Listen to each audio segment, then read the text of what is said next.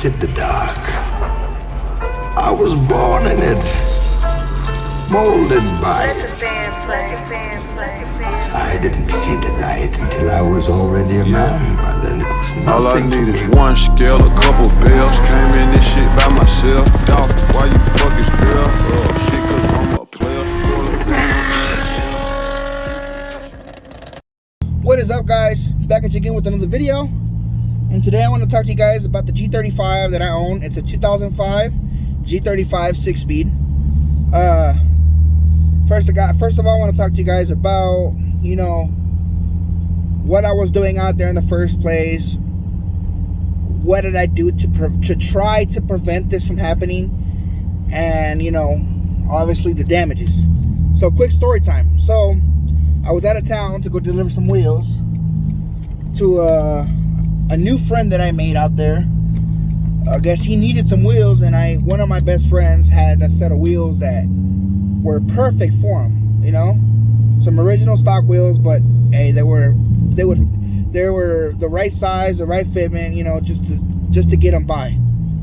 So I'm out there, you know, I go and meet him, I sell him the wheels, and then I'm like, okay, I'm gonna go home. So I input in the GPS, you know, my address to go home, and obviously I didn't think much of it. I wasn't really paying attention really to how I got there, because when I'm out of town, you know, obviously I don't know the town, so I'm not gonna, you know, remember right off the bat.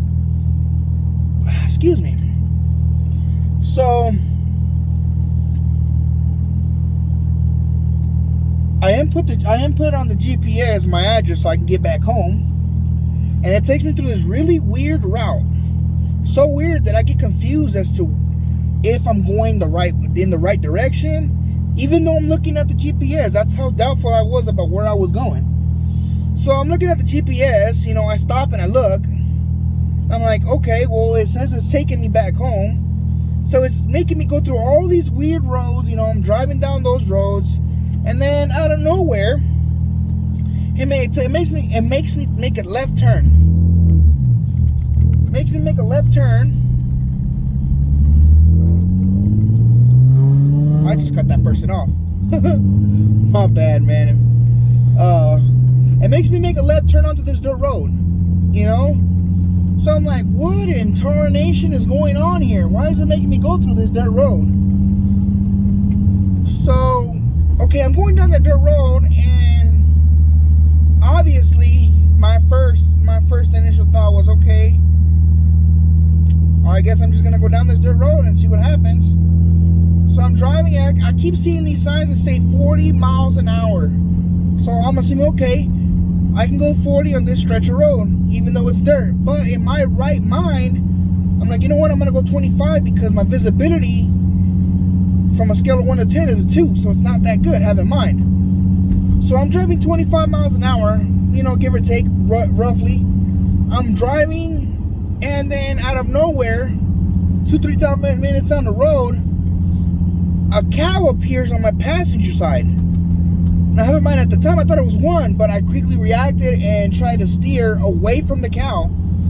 You know, I tried to steer away from the cow so that I wouldn't hit the cow, because I didn't know if in the state where I was in, if it makes the feedlots accountable for their cows being out of the, you know, their cage or whatnot. And wow, this guy, he literally had to pass me just to turn into the lane that I'm going to turn in, so that he could turn the same direction I'm turning to. Anyways, that's beside the point.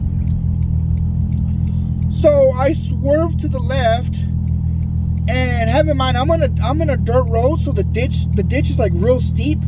So I'm driving down the road, and then I see the cow out of nowhere. I already have him here, so there's no way I had time to, you know, swerve around.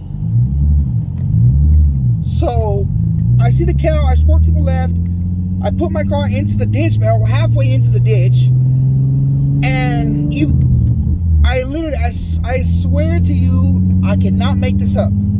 The cow follows me. Not one cow, but 3 cows. So I'm assuming that 3 cows got out of the person's feedlot, destroyed the fence trying to get out, and they were out and about. Okay, that's cool. I stopped. I looked at my car. I literally walked back so I wouldn't actually accidentally hit them a second time again, because it was really, really dark out there. I went back out there. I walked out there just to see if the cow was on the ground or if it walked away.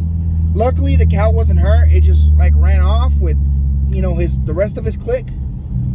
So I'm like, okay. So I get a hold of the owner of the feedlot. We're exchanging words back and forth. And he's like, okay, well, go ahead and call the insurance and let her know what happened. I'll give him any info that you need. So I was like, cool. He's down to help me, get my car situated, And at the time being, before I spoke with this guy, he's an elderly person, by the way. He was very nice, and understanding about it. There's this gentleman I talked to. He kept telling me that there was nothing that they could do, and blah blah blah. And I'm like, dude, there is no way you're getting out of this. Like, if you're getting paid to take care of the fencing and the cows getting out of their enclosed area is neglect of the property. You're neglecting to maintenance your property ever so often to keep the cows from coming out and causing accidents. So I told him what I told him. He said what he said, and that was that. Then the next day, I called the guy. I spoke with him. We exchanged words. We exchanged insurances.